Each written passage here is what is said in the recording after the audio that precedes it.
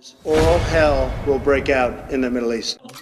அங்கே அதிபராக தேர்ந்தெடுக்கப்பட்டு இன்னும் பொறுப்பேற்காத அந்த ட்ரம்ப் சொன்னாரே பிணைய கைதிகள் எல்லாம் விடுவிக்கப்படவில்லை என்று சொன்னால் வளைகுடா நாடுகள் அத்தனைக்குமே நரகம்னா என்ன நாங்க காமிப்போம் சொன்னாரா இல்லையா?